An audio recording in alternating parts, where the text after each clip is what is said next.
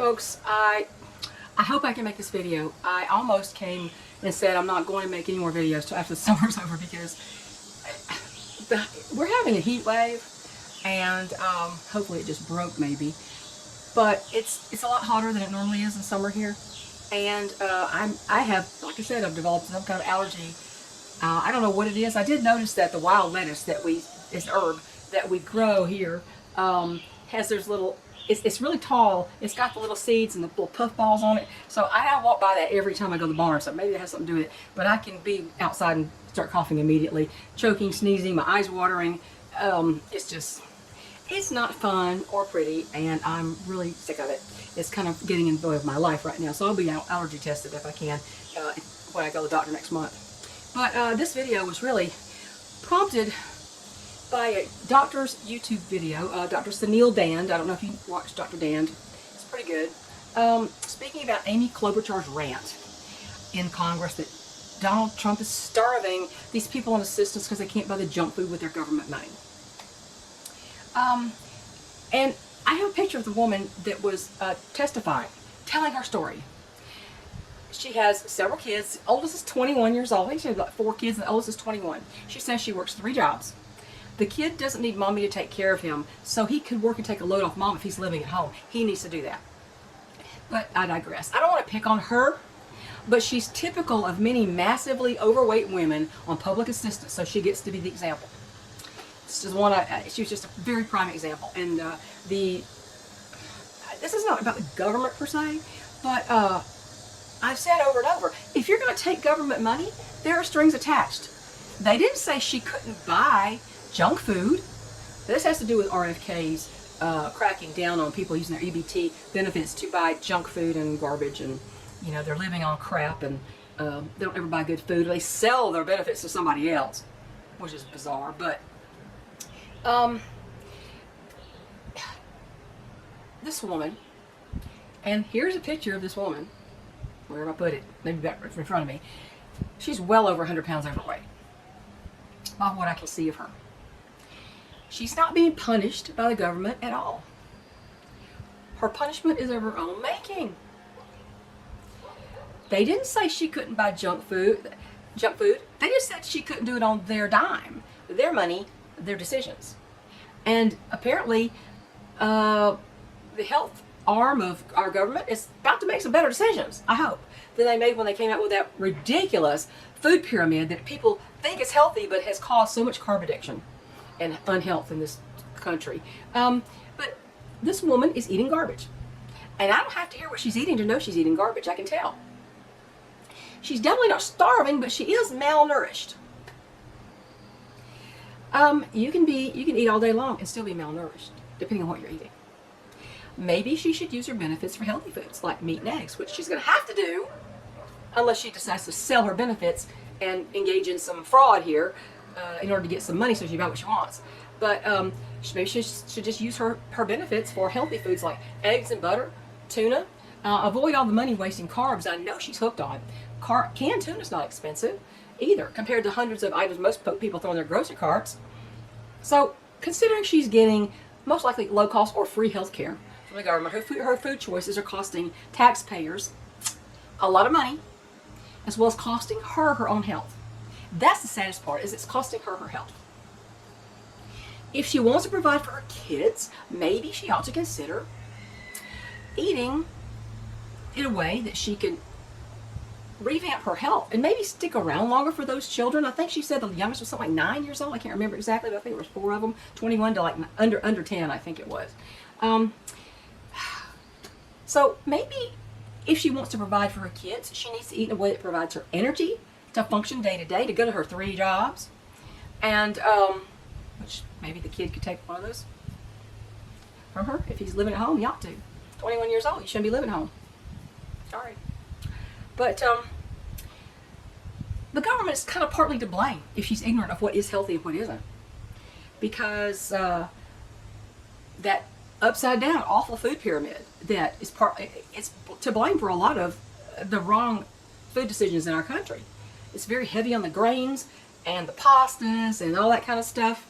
And my battery's going bad again. Hang on. But this food pyramid that we used to go on, that it has not backed by any real science at all, but by those who had a dog in the fight, big agribiz,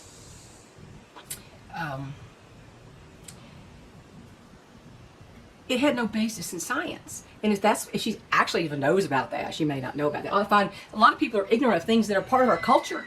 And I just don't, our former culture, maybe the important stuff. I'm not talking about pop culture, that's irrelevant, nobody cares about that. But the government is actually partly to blame for her condition if she doesn't know what's healthy. And maybe now that they're saying they're not going to pay for her junk food, her chips and candy and pastas and all that, maybe now she'll be forced to buy something that will actually satisfy her appetite and produce health and give her nutrients that she's obviously starving for at this point in time. And, people also don't even know how to cook anymore. But it doesn't take a brain surgeon to brown ground beef or make a burger patty. That's the problem. They don't even know how to cook from scratch. It's not hard to brown some ground beef and salt it if you want to, and add a couple of fried eggs on top. It's one of the cheapest healthy meals I know of. And it doesn't take much of that to satiate an appetite. If that's all she ate, she'd be a different woman entirely, I can guarantee you. And like others in her position, she's teaching her own children lifelong bad eating habits. Sorry for that mini rant. I hate to see lives wasted, but I posted pretty much that. And someone challenged me with a one-sentence thing. Ground beef and eggs are expensive. And I'm going to use my answer to her. I guess it's her. It's called Sassy somebody. It's a woman's name. I'm going to use my answer to her to show you my opinion of that. I had to answer her back. So her one sentence, ground beef and eggs are expensive. I said, no, they aren't. That's a misconception. Not buying snacks. I'm going to read what I wrote here. Not buying snacks, convenience foods, store-bought vegetables and fruits. Grow your own if you have to have them and eat them in season. Buying pastas, jar sauces, candy, fast food, etc., etc. I have saved money eating almost exclusively. I cannot speak these days. I think it has to do with my coughing all the time. My voice is different too. I've saved money eating almost exclusively beef, butter, bacon, and eggs for 6 years. Almost 6 years. If you really compare that, you'll find it's very cost effective. The 5 dozen flat of eggs has dropped from $30 for 5 dozen to $13 here. Plus, of course, I raise my own chickens, which doesn't save because of the feed prices being so high. But at least you know they're not getting garbage foods and they're not getting medications, and you know what's going into your chickens and what's going into you through their eggs, or if you process them yourself. So, if you compare that your grocery bill, your standard American diet grocery bill for a week, with a grocery bill which contains beef, chicken, fish, butter, eggs, and if you can't afford, the expensive fish, canned salmon. It's great. Canned salmon, canned tuna, canned sardines if you like sardines. I think I can learn to tolerate them. It's not my favorite, but I think I can learn to tolerate them. You'll save money on the animal-based way of eating as opposed to the regular American diet way of eating in a week. You will save money because of all the things you will not be buying.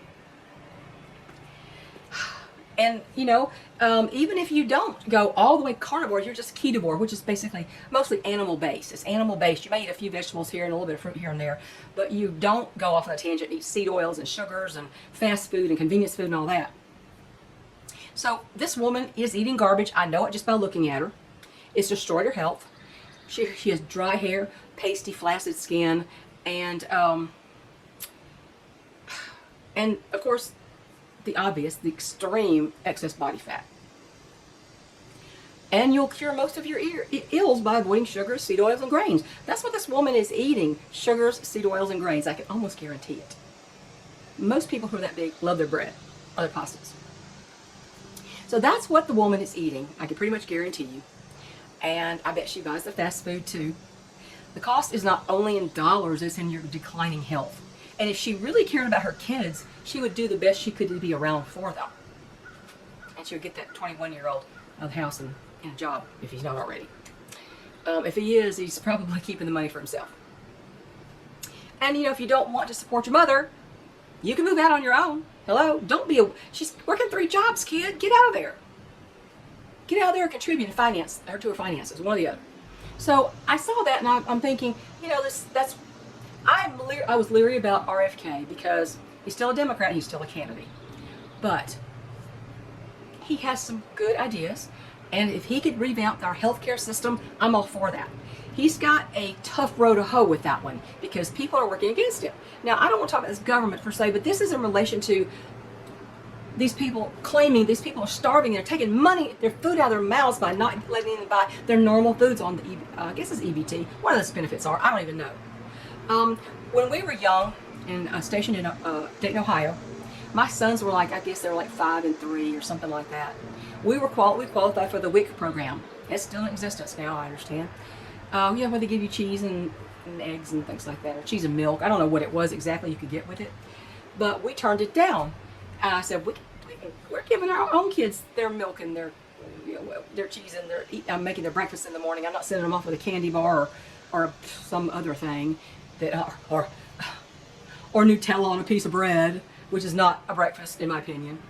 I'm not doing that. So we said, nah, thanks, but no thanks, and we didn't take it. And because we have not taken any government assistance, we're not entitled to any government assistance. People who have been sucking off the government for so long, and they keep taking the benefits and everything that was offered for whatever, because their income level or disability or whatever, they tend to be able to get more things. It's just that people need just a little bit of help. They don't get anything from the government. So anyway, this has to do with her. She is obviously eating. She is not starving, but she is malnourished. I can just guarantee you that. So that's one thing I just want to talk about. I can't believe I'm not coughing yet. I shouldn't have said that. I probably jinxed it. I don't believe in jinxes technically. So tell me what you think of that woman. She's crying because she can't buy the normal stuff that she gets with her benefits. It's not allowed anymore. You have to buy healthy things. Let's just make sure the government keeps understanding that what is healthy is animal protein and animal fat, and past that, fruits and vegetables, or more vegetables than fruits, and just dairy products if you can tolerate dairy products. I think a lot of people can tolerate them, just don't realize it because they're only using pasteurized dairy, and a lot of people who think they're lactose intolerant can actually eat raw dairy. It has all the enzymes and beneficial bacteria in there for the digestion of it, whereas pasteurized has all that killed off. So anyway, that's what I want to say. I hope you understand my point of this thing. And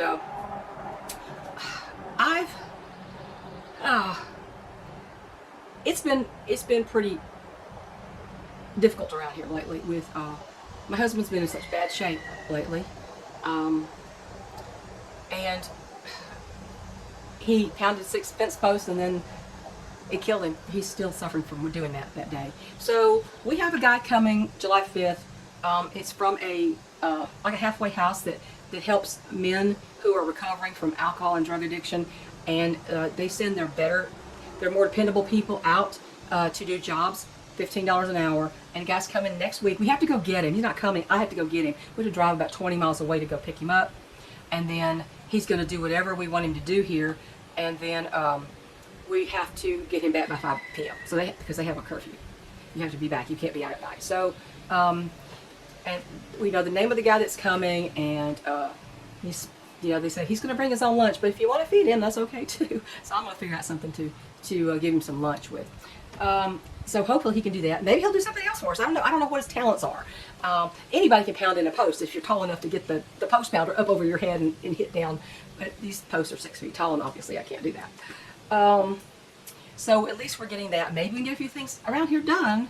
As long as he's got to be back by 5, so he's got all that time from the time he gets here, the time my husband brings him here, to the time that we have to get him back. So I hope this is going to work out. If it doesn't work out, we'll have to figure out something else. We've got too many unfinished things around here that we need help with, and lately it's not just we need somebody to help with it. We need somebody to actually do it all.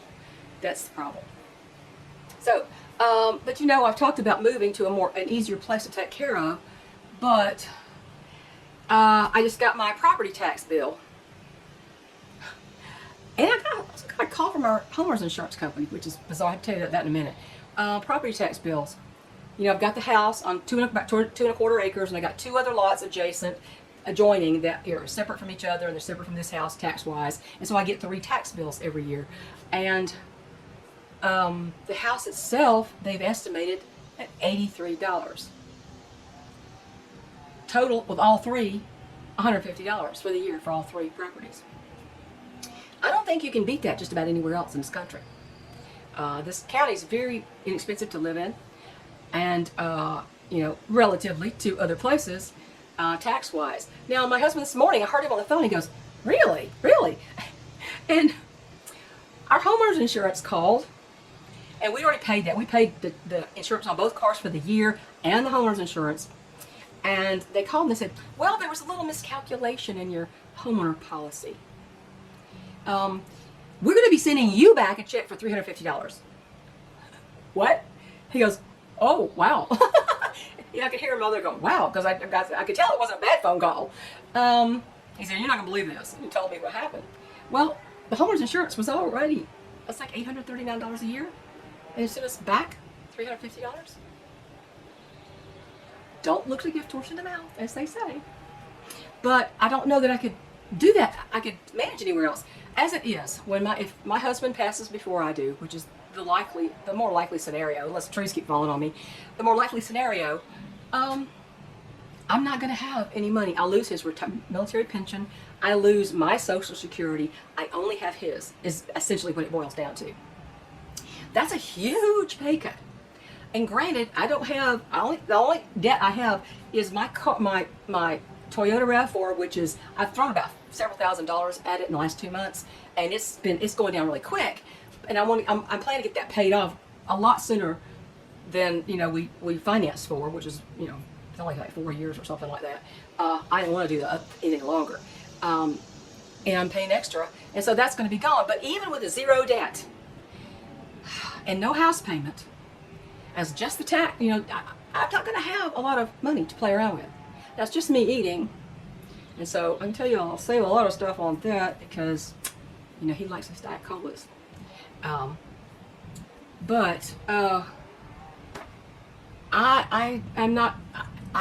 came to a realization that I won't even have money to continue quilting. I can't afford the fabric, and I can't afford the machine maintenance. Considering the amount of money I'm going to end up with every month, I cannot afford to live the same way I was living, even if I live here with no bills.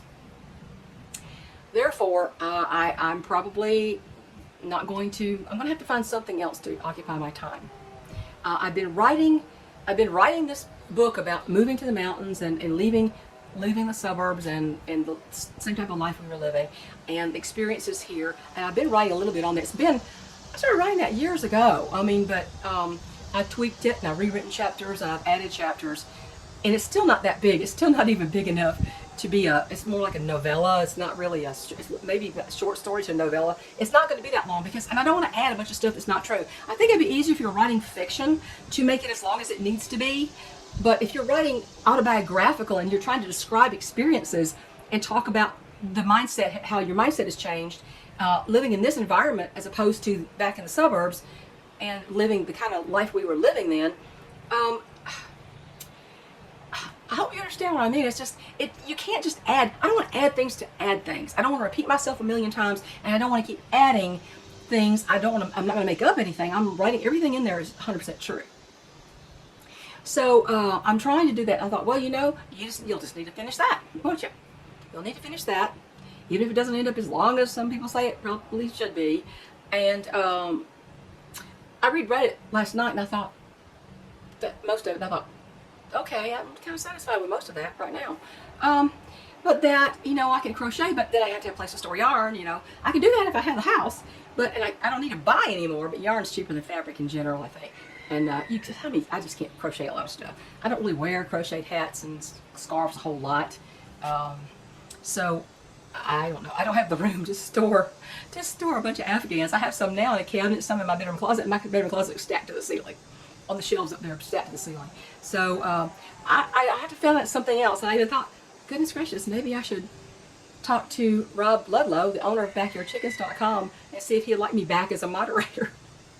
I'd have to avoid certain sections. I wouldn't go in the random ramblings and the family sections because people reveal way too much in their family, really personal, wild stuff in their family posts. And there's some things I don't avoid. I don't want to talk about religion and politics on a chicken forum, but there's a lot of people who join just for the social aspect of it, and I don't want that part. I just want to. And I'm sure Rob would let me come back on my own terms if I wanted to, because it's not a paid position or anything. Just something that I could occupy my time with. Because I know a lot of people on there. A lot of people have known me for many years on there. So I don't know. I'll think about something else. But I'm realizing that I'm not going to be able to continue an expensive. Well, it doesn't have to be really expensive to quilt, but you know that machine is pretty expensive. Maintenance on it is expensive, and if the motherboard goes out on it, that's the end of it anyway. So I'm going to make as many quilts as I can make before something happens that I have to think about getting rid of that hobby. And we'll see what happens with that. I may have to have a giant quilt sale just to finance my life at some point. I don't know. People don't seem to want to buy quilts unless they want Walmart prices, and you ain't getting Walmart prices. My fabric costs me more than that generally.